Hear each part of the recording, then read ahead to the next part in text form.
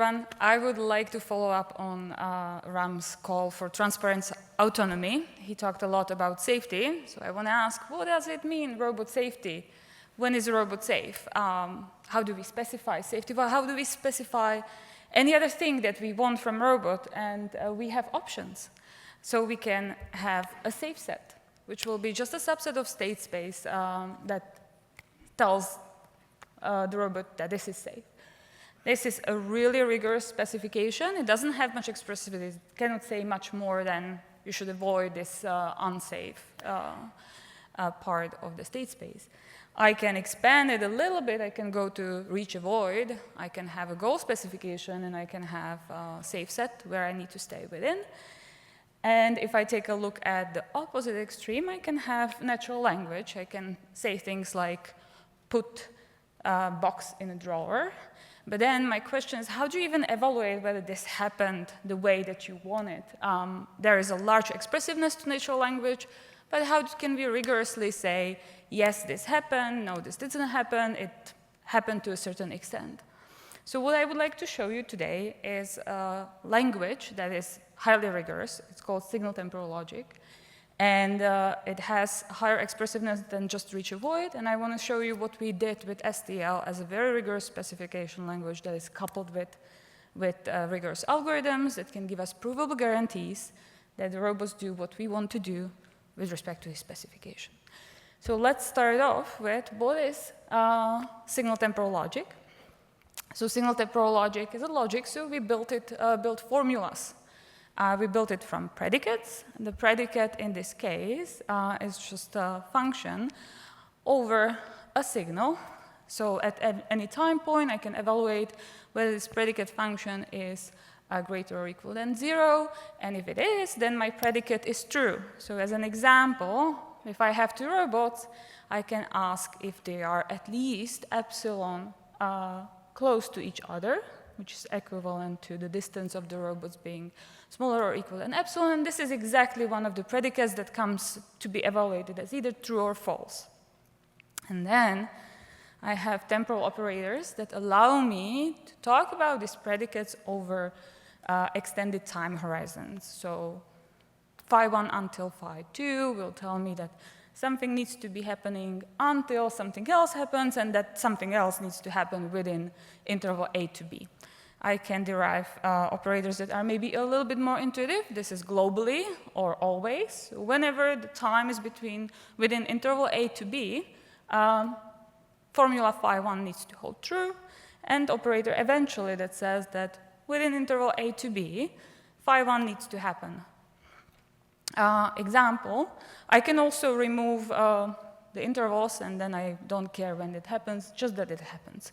An example would be that I want my predicate to hold sometimes between 4 and 5 seconds from now, and I can chain and nest these operators arbitrarily to get specifications like always, eventually, within 0 to 15, the predicate needs to start holding true.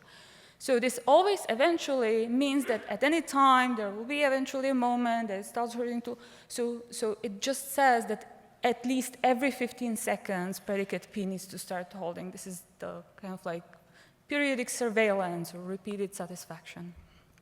And then I have Boolean operators that allow me to chain all of these into much more complex things. So I can say stuff like, the robots should be at least this far from each other, at most this close to each other.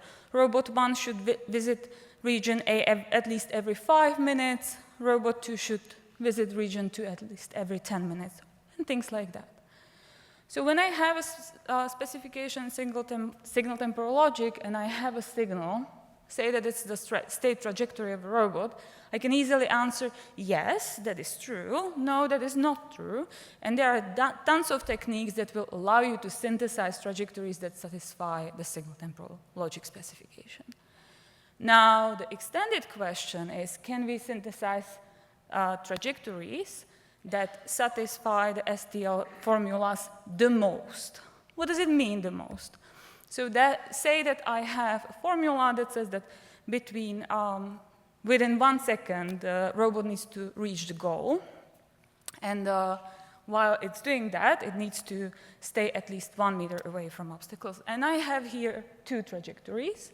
So in the left-hand one, in the green one, this is taking me 0.9 seconds, and I'm staying at least 1.5 meters from the obstacle. In the other one, I have 0.8 seconds, but I'm going slightly closer to the obstacle. Which one is better? The answer is it depends. It depends how we define, how we should evaluate the specifications over this. So we can go with specification robustness called right time robustness. Right time robustness will be 0.1 for the left figure, 0.2 for the right figure. I could have been 0.1 slower, and it would be still fine. I could have been 0.2 slower, it would still have been fine. And I can also take a look at spatial robustness, and that is, I could have been 0.5 closer to the obstacle, we would still be fine. Could have been 0.1 closer to the obstacle, we would still be fine. So depending on which robustness you choose, you get different numbers, different preferences. And then we can, of course, do what we do when we have multiple objectives, and that is to weigh the objectives and sum them up to maximize for that. So we used these kind of things, for instance, to ask a question whether we can encode different drivers' preferences or different driving styles via different parameterizations of these robustness metrics. So the short answer is yes. The long answer is that we took STL specification of reach a goal, and we took responsibility-sensitive safety that includes safe distance rules, safe overtaking rules, maintaining center line. All of that we formalized in STL. And then we tried out what do different parameters combinations do. So when we prioritized the spatial robustness over time robustness, our vehicle was quite defensive. When we prioritized when we kind of like kept a good balance, we got this neutral driving style. And then when we prioritize time over space, we get this aggressive style. So far, so good. But if we want to bring these techniques into the real world, the thing that we will meet for sure is uncertainty. So let's discuss what we can do with STL and the uncertainty. So here, what happens is that when you have uncertainty, and let's say that for the time being, the uncertainty is presented to us in the form of some external random variable, instead of asking for robustness in terms of how well I satisfy, I need to start asking about the probability or risk of satisfaction. And we can formalize this as well, for instance, through reactive risk or risk STL.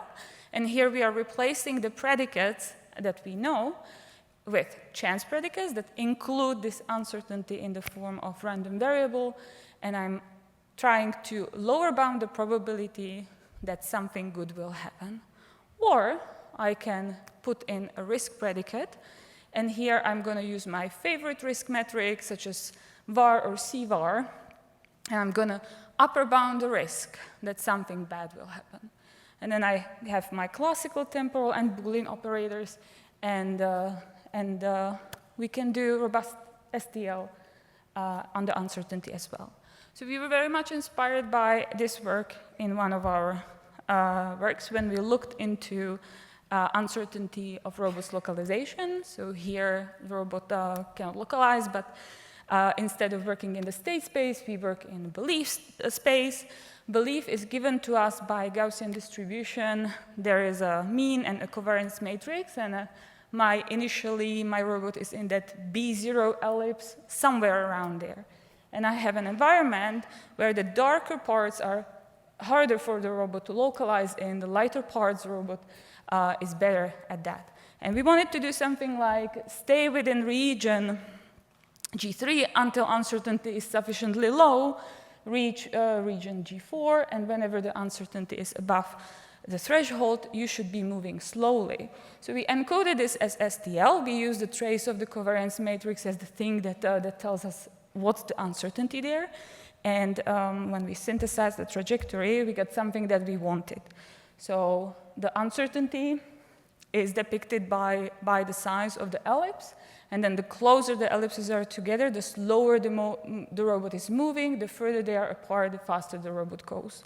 So the robot really kind of like first went into the light to see where it actually is. Then it realized, now I know, so I can move faster, started going to G4.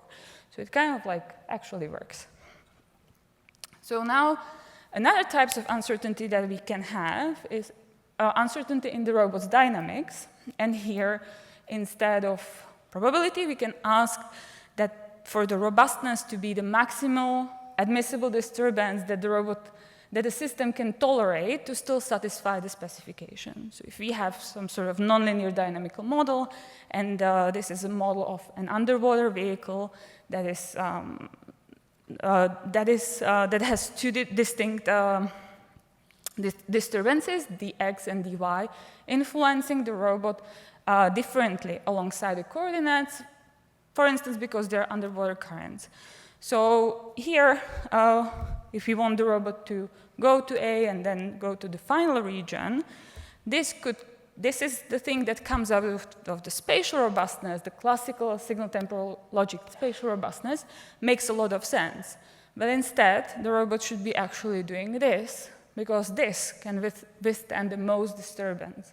So the solid line is showing us there is no disturbance, this is what the robot should be doing, and the dashed line is what it actually did when there was some disturbance. Last, I want to show a little fun project that is ongoing. So we have now free-floating robots. So these are floating on a very thin layer of air. So if you push, they just keep going. There is no friction.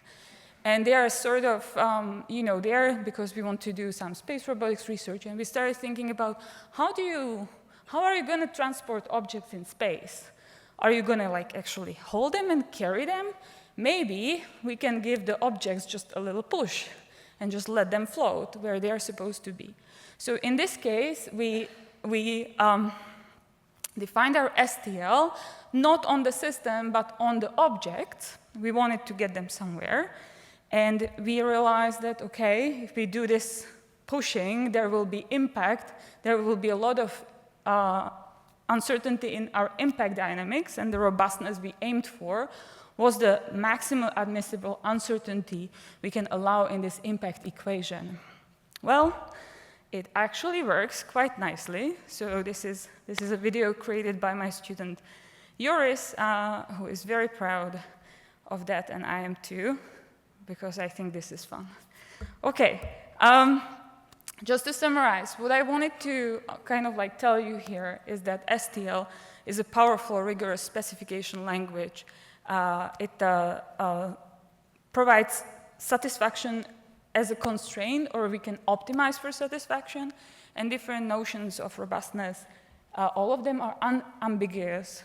There's tons of topics we did not discuss, like details of how we actually do the planning, different kind of tweaks to the syntax and semantics, where do the specifications come from, whether we can learn them, and so on. But if there is one takeaway I want you to take away, is that without rigorous specification, we do not have a proper understanding of how well our robots do. And that's it. Thank you. Thank you to my group, former and current members, funding bodies, and especially Joris and Matti. Thank you very much. Thank you, Jana. So we'll have some, if you have questions for Jana, the mics are there. Hi, thank you for the talk. Can you comment a bit on how easy is it to compute policies corresponding to an STL specification? How you compute policies. Yeah. OK, so you have a bunch of options. People have been trying different kind of things. You can translate the STL into constraints in an optimization problem. If we are lucky and we have good dynamics and good STL specification, we might be able to do mixed integer linear programming. I have seen STL coupled with control barrier functions to ensure enhanced safety. I have seen STL being as constraints in reinforcement learning. So there are multitude of techniques that you can couple it with. Thank you. Sorry, we're out of time, so if you can maybe find the speaker afterwards. Thank you again, Jana.